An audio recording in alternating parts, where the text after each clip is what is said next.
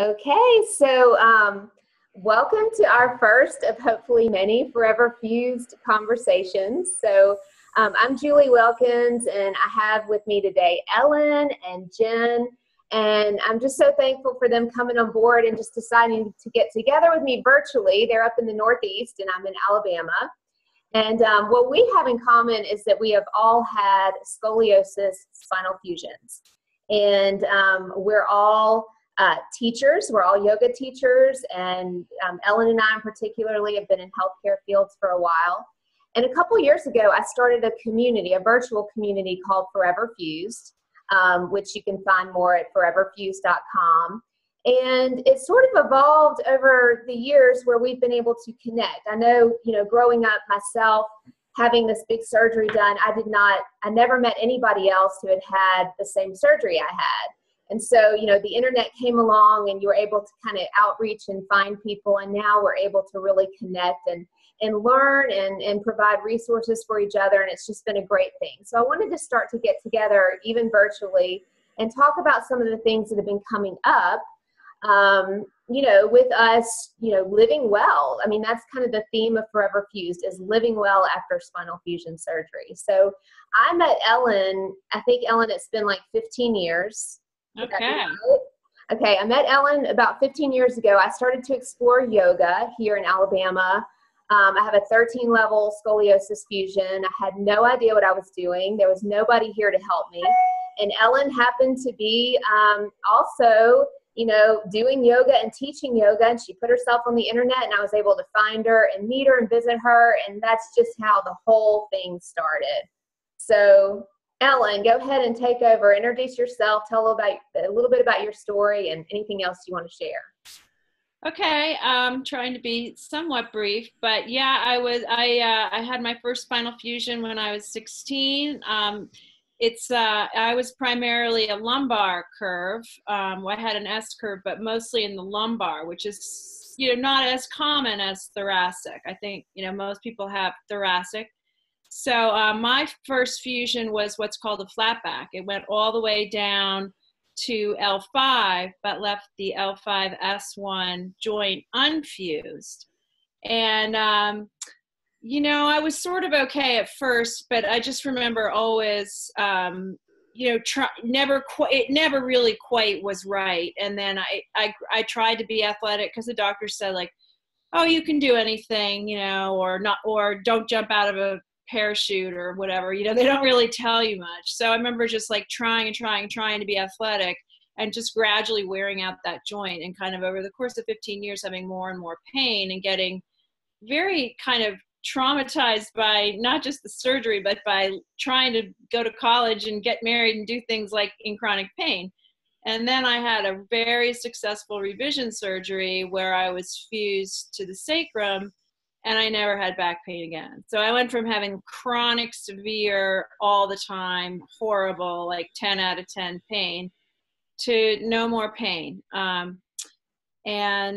So that is a very positive outcome. And ever since I had that revision surgery, I immediately got into yoga, became a yoga teacher, became a water aerobics instructor, personal trainer, massage therapist. And so that's been a good 20 years now, at least more than 20. So I'm very lucky, very fortunate.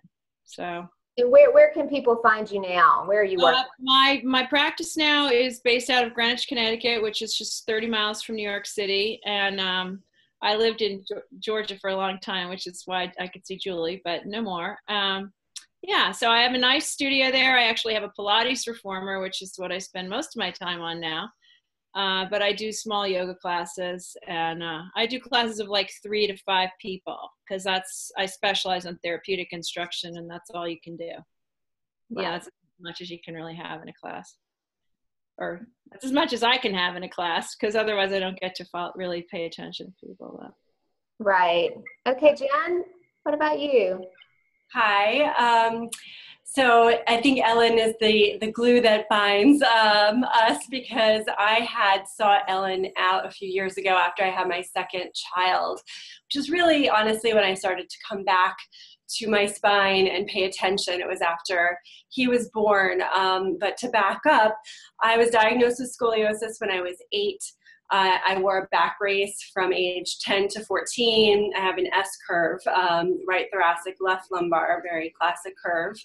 And at age 14, the curve had progressed and I ended up having the surgery. So that was a long time ago already, well over 20 years. And the surgery was successful, kind of like what Ellen said. It was, you know, the doctors basically said after the fusion holds, you can pretty much do anything, go back to, you know, your life. I danced a lot at that time, so I went back to dancing. And, you know, I don't think I had the body awareness at the time to truly understand even the more limited mobility that I had. And I was fine. I really didn't have much pain. You know, there were moments in my 20s, but like I said, after my second son was born, I really was feeling it. And so I sought out Ellen, who by that time was back in New York, and I had found her. And yoga was something that always intrigued me, but I felt it would be unsafe for me. You know, the images you see of yoga are very bendy, flexible, and I'm thinking I can't really, my spine doesn't move, so how can I do that? So I kind of gingerly sought out the people and the places that seemed to have some understanding of what was going on back there more than I did. And so little by little, I started to gain some awareness, and yoga was something that really calmed me down because I'm a very type A personality, which is a different issue. And so I felt all around it was a really good fit. And I went on to study, and I became a teacher a few years ago, so I'm a little bit newer to the teaching game. But I am teaching, and I'm teaching yoga for scoliosis, and I'm working on training for that as well.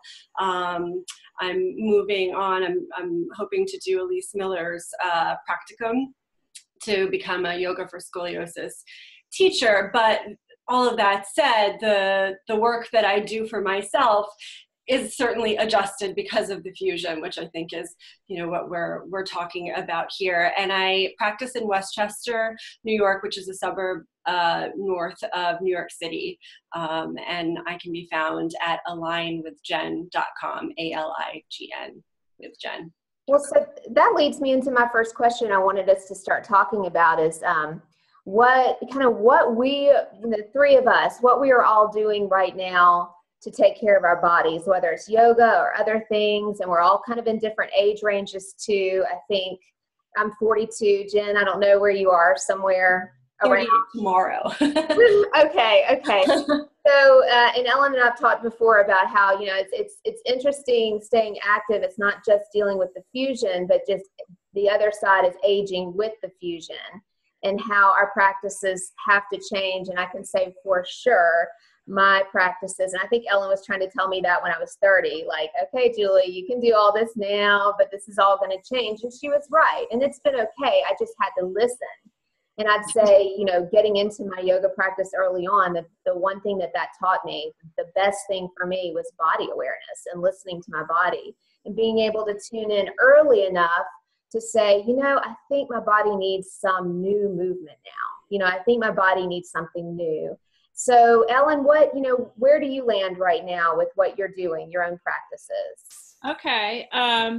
Well, I feel kind of fortunate that I had that whole, my heart is as a yoga teacher. At the core of who I am, I am and will always be primarily a yoga practitioner and teacher, largely because the mind, body, spirit integration of that practice, I think is just really crucial. Because even as Jen just said, she said, oh, well, my type A personality, well, that's a separate issue. Well, it is, but it also, you know, then again, it isn't, because I think we've all had a lot of anxiety. We've had physical trauma getting cut into at a young age.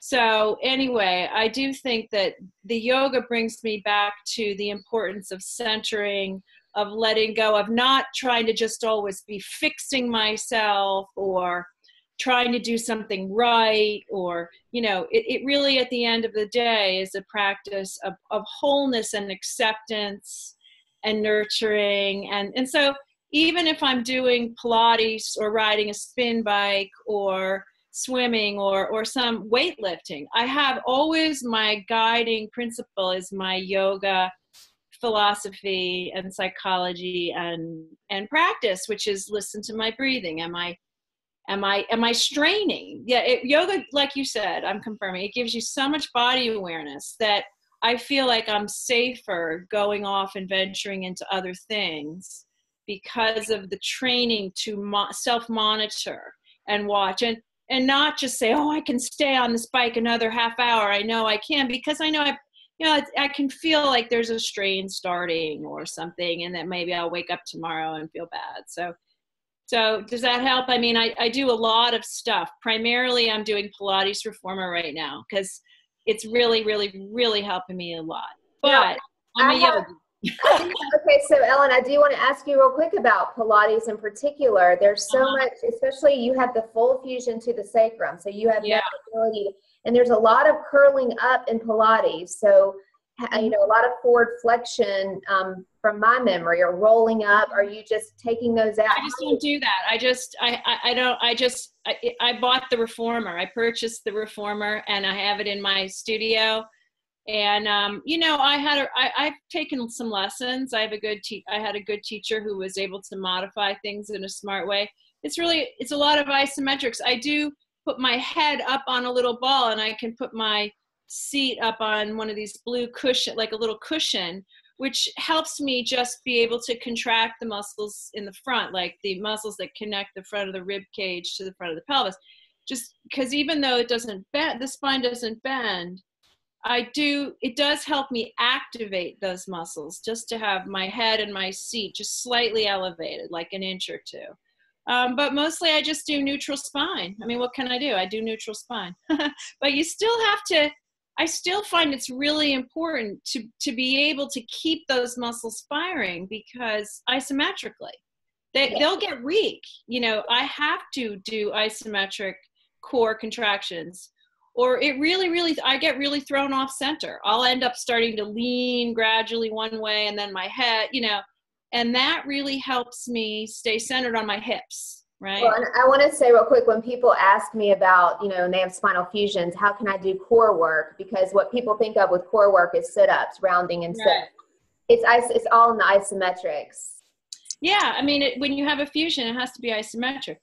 And I would also say that the cool thing about Pilates, when I think there's some confusion sometimes around the word core, because we hear a lot of people saying core, but then, you know, like, well, what is that, right? Because it's sort of a different thing in yoga than it is in Pilates. So in yoga, it's more, your core is more everything very close to the midline and through the center of the joints, so that, like your ujjayi breath, for example, up the back of your throat and your tongue, that's part of your core, right? That's, you know, that runs all the way up the front of your spine, your inner thighs, you know, so the core is the stuff that's closest to the center. The way I tell my students is, if you were a tree with all the rings, the core is the very center ring, as opposed to just the center of gravity, you know, which is like between your rib cage and your hips. You know what I mean? It's both. I think it's both. And I think it's helped to cover it, because your shoulder has a core. Your armpit is like the core of your shoulder joint, you know. Does that make sense? It does make sense, yes. Yeah, you want to get into the center of the joint in order to be able to steer the alignment. Core is more than just the six-pack abdominals, right? Right. I think of the exterior muscles as our power muscles, and the interior core as like our steering. And steering is alignment, spinal alignment, shoulder alignment, shoulder blade. You know, it's the stuff that's inside, close to the bone. Yes.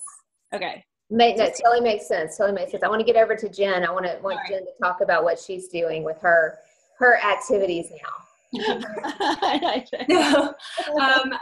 So like Ellen, I would say at heart I'm still a yogi, and that's where I go to. I feel centered on my mat, and it's where I start and end pretty much any physical practice that I do.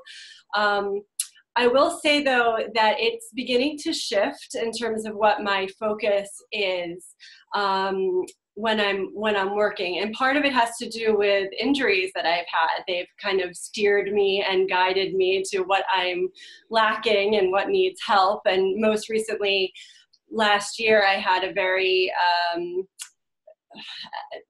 I guess it was an injury. I don't know actually what caused it, but my sacrum, the SI joint, the sacroiliac joint, was very inflamed for a good 6 to 8 months.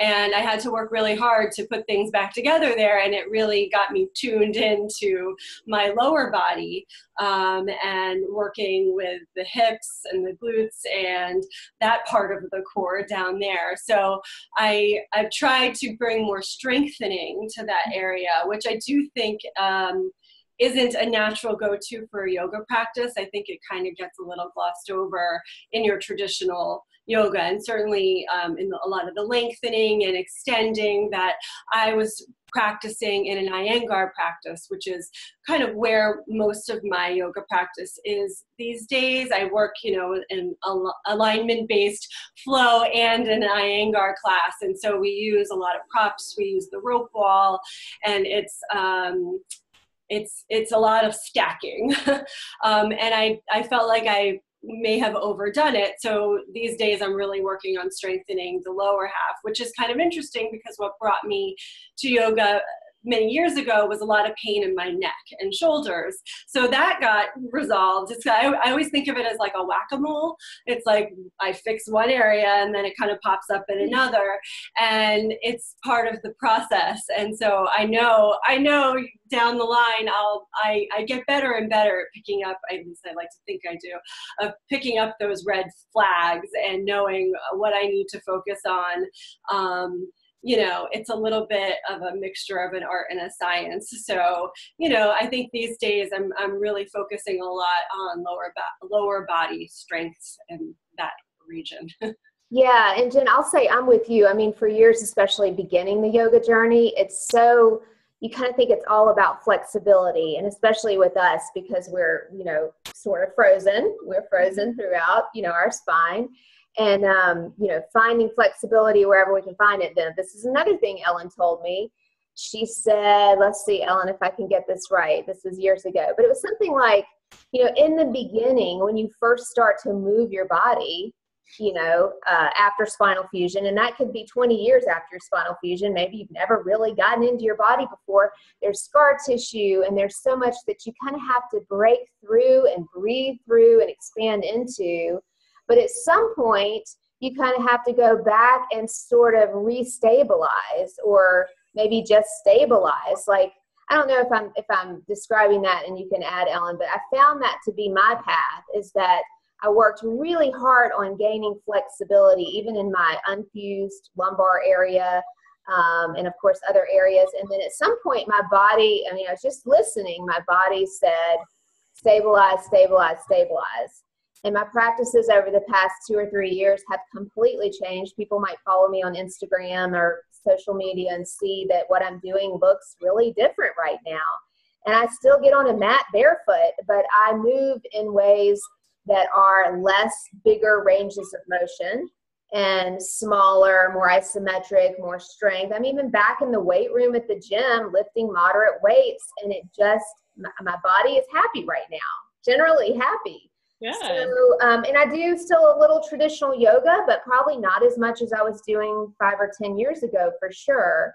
So I think, Ellen, when you kind of told me that, put that in my head, that has definitely been my course. So I don't know if you remember that conversation or Yeah, I do. Okay. Yeah, I had the same experience. At the beginning, it was like, I was so relieved to not have pain that I just was so passionate to be involved in fitness. And I had to, you have to be able to overstretch the unfused joints. It's natural, because if, to overstretch maybe the hips and shoulders a little bit, just to be able to like tie shoes, or, when you have a lumbar, when you're fused all the way to the sacrum, you can't tie your shoes unless you're hypermobile in your hips. Right. So then I had to go back and then tighten everything up again. But and I love what Jen said about it pops up in different places, but little by little we learn. That's totally my experience too. Is like, I used to be my neck always used to be sore. Now I've kind of got my neck figured out, and then I used to have SI joint. Now my SI joint, now I actually don't have any pain. I just Good. You know, I'm just tired because I'm 53 and I work too hard. It's about managing energy, actually, more than anything else. Well, Ellen, you've also had some hip stuff done too. Yeah. I mean, well, you know, I was in a car accident. So don't get in a car accident, everybody. That's the best advice I can give you on that. But you're amazing I mean, you've had 2 hips replaced and a full spinal fusion, and you're pain-free and you're super active and busy. It's pretty amazing. It's pretty good. You know, I'm not perfect. I've got, you know, one of the surgeries on my hips wasn't great. And so I struggle with that quite a bit. I'm just not in pain because like Jen, like I've learned how to not be in pain. But I can't run anymore, which is a bummer for me. I've had to let go of running, which I think, you know, makes me sad. I can't play tennis, but you know, it is what it is. I'm getting around. I'm able to work. I'm having fun. I can't do long walks. My knee goes out now. So Well, whatever. That was one of my next questions. What have you discovered about your body through the fusion journey and the aging process? And who knows if it's the fusion journey or just the aging process. Anybody aging has to eventually retire things. Yeah. Time, and they may not want to. They may still be trying to run 10 miles at 80 years old, but you know, the body will speak. Yeah. I mean, I think in that sense, I'm not different from anybody else. And, you know, we're going to age and we're going to lose some stuff, but I do feel that I've gained, like, you know, you gain maturity, you gain wisdom, you gain peace of mind, or I should say, I have more peace of mind now than I think I've probably ever had. I mean, I'm more content. And I can't tell you exactly why that is. I really don't know, because I'm single. You know, I don't know why I'm so content, but I can't run. I'm losing my body. I'm getting old. I'm going through menopause, but I don't know. It's okay. That's great. The second half of life journey. It sounds like you're doing it very well. We call it a blessing. How's that? Yeah. That's good. It's good. I wanted to add something about, you know, what I've learned. I think backing up something, it's easy to talk about the fusion, but backing up from the fusion, you know, we all started with scoliosis. And I think that there's a lot to be learned from just the experience of what scoliosis is. A scoliotic spine and a person with scoliosis, they've mastered, even unknowingly, the art of compensation. Our bodies have figured out how to move in a structure that isn't, you know, quote unquote natural. And that's, you know, someone with scoliosis, if they weren't compensating, they wouldn't be able to walk upright. So I think that it's something, it's a lesson in a gift that our bodies have an ability to adapt. And then you add this fusion onto it, and now you've limited a whole chunk of spine that's supposed to be mobile and isn't anymore. And you know, our bodies have figured out how to adapt, but it comes at a cost. And so there's this area above and below the fusion that I think as time goes on, that's when it really catches up with you, which we've been talking about the whole time. But when you think about it sort of on the arc of time, it's not something that's just fixed and done. You know, often people have these surgeries when they're kids, but it's something that stays with you, and your body adapts really easily when you're young, but then it kind of catches up with you as you get older. So, you know, in terms of what I've learned myself through this whole process, I mean, it's been overwhelming, and I'm still learning. You know, it's brought me back to the surgery and just acknowledging and accepting the trauma of what that was. I resisted for years thinking of it as a traumatic event. Yeah. I didn't want to think that the decisions that were made, I felt like that made the decisions that were made a negative. And you know, it doesn't have to be that way. You don't have to look at it that way. And I'm learning that now. But it's this whole long process, and you have to accept also your limitations, and that's where the ego comes in. And so a yoga practice, when you talk about the mind and trying to understand where the ego is coming in, I want to be able to be in this pose, but I can't, and I know it's not safe. So it's, you know, I'm still in the thick of it, but. Well, and Jen, I want to say too, and I don't know what both of your experiences were, but let's see, I had my surgery at age 12. I got into yoga at age 27. I really didn't feel the limitations of my fusion until yoga. Yeah. So, I mean, you know, nothing brings you right up to your body and your limitations like a yoga practice does. And so people kind of say that because people who do have fusions who want to get into yoga, you know, be prepared for that intensity of, whoa, I feel, you know, I can feel more now. And it's sad, actually. You know, there's a sadness to that, especially we have gymnastics background, dance background. I mean, all of us, I mean, and this is common with scoliosis children. They're very flexible and strong, and they, you know, they can usually move well. And so you kind of get butt right up against that. And it's, but, you know, I'm glad I went through it. I feel like for me, going through that process, you know, just the acceptance of it. So, yeah. It's ongoing. It's ongoing. I'm just keeping an eye on our time here, but we're doing good. So I want to talk, I kind of want to lead us into, you know, we have a Forever Fused group. We have a group on Facebook, and through that, we've been able to kind of see like how everybody's doing long term. Now, some of the people in there have had surgeries in adulthood, and we can talk about that, the difference in having this as a child versus having it as an adult. The surgery is challenging no matter what, but I do think having it in adulthood is extremely tough and longer for recovery. But also just some of the common, like the vulnerabilities that you were talking about, Jen, the common things we see, that the wear and tear type of issues. Does anybody want to start to speak to that and thoughts about that? Ellen, I know you have thoughts about that. Well, Jen is so much more articulate than I am. You're so articulate. You're so. Thank you. Yeah, I mean, you know, my hips have been very, very vulnerable, and of course, the fact that they were smashed in a car accident didn't help. So it's hard for me to generalize, you know, because I had that car accident, but my hips were my pelvis was smashed in 5 places. So I'm not altogether sure with my own self what is the fusion and what is, you know, the car accident. But I do think that my hips were hypermobile from all the forward bends in yoga, you know, and I think that in yoga, I do think that there's a lot of an emphasis on forward bends, like this is kind of what you were saying, at the expense, not necessarily, I mean, of glute strength. And glute strength is really important for anybody who has a fusion down to like L5 or S1, or I mean, really for everybody. It's like the most important muscle in the body, one of them. So I would say, you know, and I think that if you really just like stretch and stretch and stretch too much, it becomes actually hard to even strengthen the glutes, because the elasticity has been literally like diminished in your muscles. So, okay, here's a more specific answer, Julie. As we age, the amount of elasticity in our muscles decreases. Your ability to build muscle decreases. Your ability to actually, the contractile tissue is decreased. So it becomes really just medically and scientifically like important to not stretch that much, you know, to be very gentle. So if my end range of a joint, I go up to my end range, I back off now. I never, ever stretch into the very maximum.